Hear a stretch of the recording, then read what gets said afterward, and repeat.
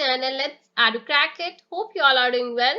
So daily की तरह आज फिर से आए एक नए क्वेश्चन के साथ जो कि प्रीवियस पेपर बैंक पीओ के 2015 में क्वेश्चन आ चुका है और साथ ही साथ ये एक बहुत ही इम्पोर्टेंट क्वेश्चन है। हर एक एग्जाम के पॉइंट ऑफ व्यू से बहुत ही टेस्ट सीरीज में पूछा गया ये क्वेश्चन है और ये क्वेश्चन है related with the topic compound interest और सिंपल इंटरेस्ट। तो स्टार्ट करते हैं क्वेश्चन स्टार्ट करने से पहले अगर आप चैनल पर न्यू है तो चैनल को सब्सक्राइब जरूर कीजिए, विद दिस बेल आइकन को भी दबा लीजिए कि आने वाले जो प्रीवियस ईयर क्वेश्चंस करते हैं उनकी नोटिफिकेशन विद टाइम आपको मिलती रहे। सो क्वेश्चन क्या है, a person borrowed a sum at 6% per annum and returned rupees 6800 after 1 year. Now the rate of interest is become 5% per annum on the rest of the amount. If the interest of the second year is 11 by 20 of the first year, what is the amount borrowed? तो हमें इस question में क्या find करना है, amount borrowed। अब question को थोड़ा सा ध्यान से समझते हैं कि एक पर्सन ने बोरो किया, अमाउंट उधार लिया, एक सम, क्लियर, सम को क्या बोलते हैं, प्रिंसिपल, क्लियर।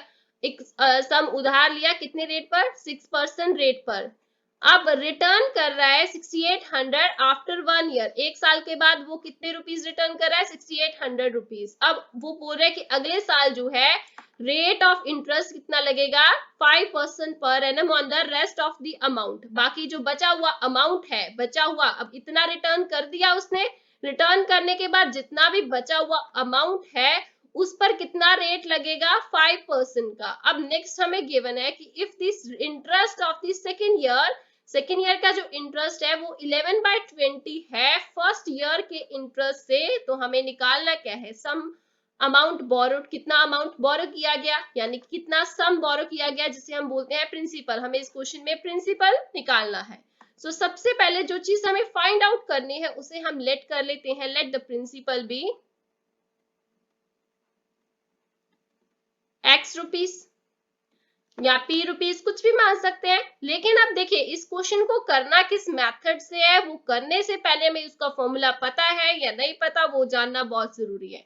सो इस क्वेश्चन में जो बहुत ही इंपॉर्टेंट है कि उस पर अब हमें यहाँ पर यूज किस मेथड से करना है, पर एनम लिखा हुआ है, अमाउंट लिखा हुआ है, सिंपल इंटरेस्ट लिखा हुआ है, इंटरेस्ट लिखा गया है ओनली, लेकिन कहीं पर भी ये नहीं लिखा गया कि कंपाउंडेड है या कुछ है।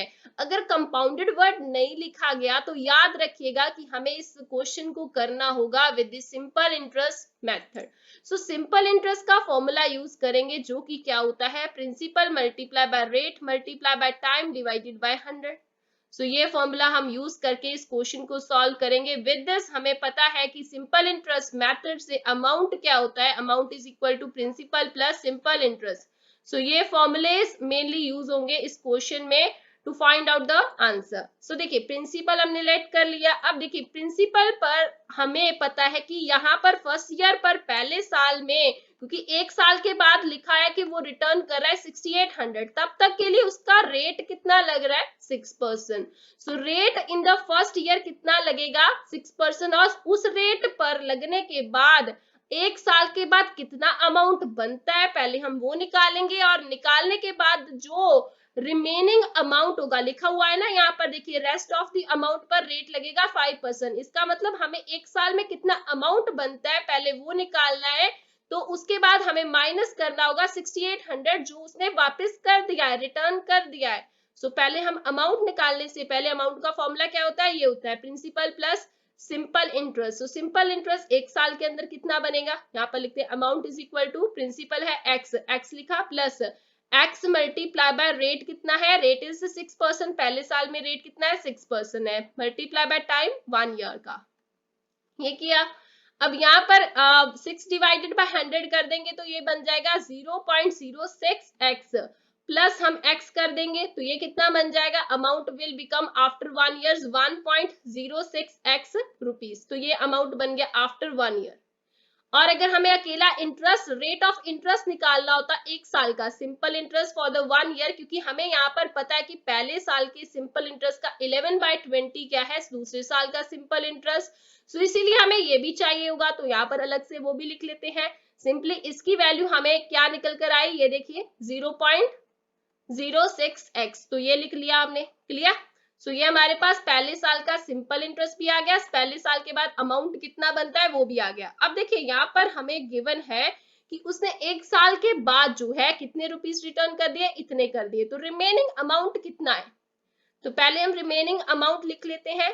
रिमेनिंग अमाउंट, रिमेनिंग अमाउंट जो है जितना भी बनता था वो क्या है 1.06x रुपीज, इसमें से उसने 6800 वापस कर दिया, तो 6800 वापस कर दिया, तो ये उसके पास रिमेनिंग बचा हुआ अमाउंट आ गया।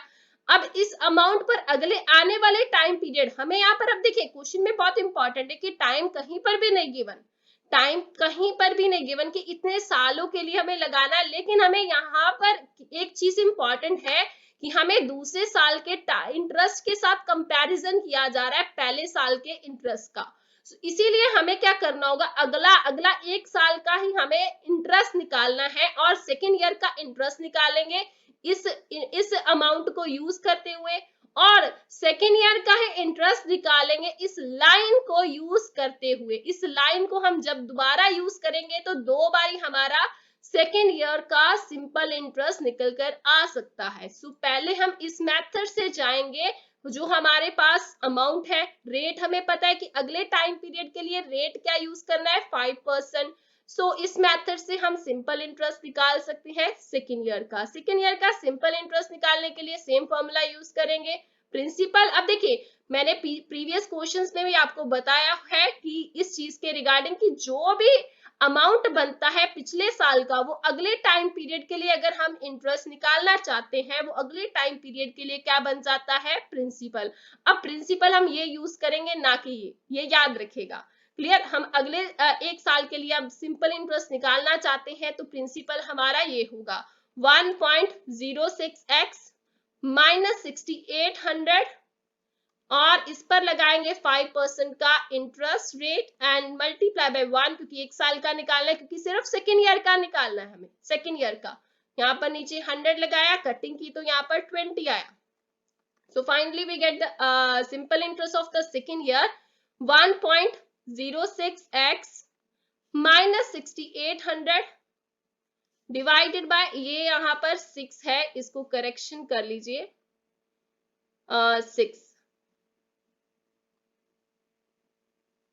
ये 6800 है और डिवाइडेड बाय 20 है, क्लियर। सो ये मेरे पास सिंपल इंटरेस्ट आ गया सेकेंड ईयर का। अब देखिए इसी लाइन को अगर दोबारा से पढ़ते, वो बोल रहे कि if the interest of the second year is 11/20 of the first year. अब एक साल का, पहले साल का जो सिंपल इंटरेस्ट है उसका 11/20 अगर करते हैं तो वो सेकेंड ईयर का इंटरेस्ट बन जाता है। अब इस मेथड से अगर हम निकालते हैं सेकेंड ईयर का इंटरेस्ट दोबारा से, तो वो कैसे निकलेगा, सेकेंड ईयर सिंपल इंटरेस्ट, पहले साल का इंटरेस्ट, पहले साल का इंटरेस्ट कितना है, ये जो कि है 0.06x, इसका 11/20, 11/20 इसका करेंगे तो वो क्या आएगा, simple interest of the second year. अब इसको सॉल्व करते हैं, 0.6 को मल्टीप्लाई बाय 11 करेंगे तो कितना आएगा हमारे पास यहाँ पर 0.66x डिवाइडेड बाय 20। अब ये चीज भी हमारे पास क्या है, सेकेंड ईयर का सिंपल इंटरेस्ट है। अब ये चीज भी हमारे पास सेकेंड ईयर का सिंपल इंटरेस्ट है, इन दोनों को इक्वल लिख सकते हैं ना, अकॉर्डिंग टू द क्वेश्चन हमारी ये इक्वेशन बन जाएगी। अब यहाँ पर क्या करते हैं, हम इस चीज को उसके इक्वल लिख लेते हैं, 1.06x minus 6800 divided by 20 is equal to 0.66x divided by 20। अब देखिए 20 और 20 दोनों आपस में एक दूसरे के इक्वल है, तो यहाँ से इसकी कटिंग हो जाएगी। अदरवाइज क्या होता है कि हम इक्वल अगर सेम ही लेवल पर एक दो चीजें होती है, उनको कटिंग यहाँ से कर सकते हैं। ये छोटी छोटी बातें होती है, यही ट्रिक्स होती हैं जो अगर आपको पता है तो कैलकुलेशन इजी हो जाती है। ट्रिक्स कहीं से आती नहीं है, कोई स्पेसिफिकली यहीं से छोटी छोटी ट्रिक्स बनती है कि अगर एक दूसरे के सामने चीज है, देखिए क्यों मैंने कट कर दी, क्योंकि अगर ये चीज इधर डिवाइड हो रही है उधर जाती तो मल्टीप्लाई होती, तो ऑटोमेटिकली वहां पर जाके भी कटिंग होती, तो स्टेप बच गया, हमने यहाँ पर ही कटिंग कर दी, इजी हो गया। अब यहाँ से हमें पता है कि ये 6800 इधर माइनस का उधर जाएगा तो पॉजिटिव होगा, ये इधर आएगा तो नेगेटिव हो जाएगा। So 1.06x minus 0.66x is equal to 6800। अब यहाँ से 1.06 0.6 हम इसे माइनस करते तो यहाँ पर कितना आता है 0.4x। So is equal to what 6800। अब यहाँ से 0.4 जो है उधर जाएगा तो डिवाइड हो जाएगा, 6800 डिवाइडेड बाय 0.4। अब पॉइंट हटाया तो इसका 10 ऊपर लग जाएगा क्योंकि पॉइंट के बाद एक ही डिजिट है। क्लियर? सो अब 6800 की हम कटिंग करेंगे 4 से, तो 4 से इसकी कटिंग हो जाएगी तो यहाँ पर आएगा 1700। 1700 मल्टीप्लाई बाय 10 किया तो x will be equal to what 17,000 rupees. So this will be the answer जो कि हमें निकालना था। क्लियर? सो सिंपली हमें x की वैल्यू निकालनी थी क्योंकि उन्होंने बोला था व्हाट अमाउंट बोरोड, कितना उधार लिया, अमाउंट बोरोड निकालना था। तो अमाउंट बोरोड को हमने प्रिंसिपल जो कि था x माना था, x की वैल्यू हमारे पास आई कितनी 17,000। सो 17,000 इज द आंसर जो कि ऑप्शन बी पे है। Clear? So option B will be the correct answer accordingly, and other options, option A will be incorrect, option C will be incorrect, option D will be incorrect. So option B is the answer. So hope आपको ये question समझ में आया होगा। अगर समझ में आया है, अच्छा लगा है तो वीडियो को लाइक शेयर कमेंट कर जरूर बताइए। तो मिलते हैं कल फिर से एक नए क्वेश्चन के साथ जो कि प्रीवियस पेपर्स के साथ रिलेटेड होगा। Thank you.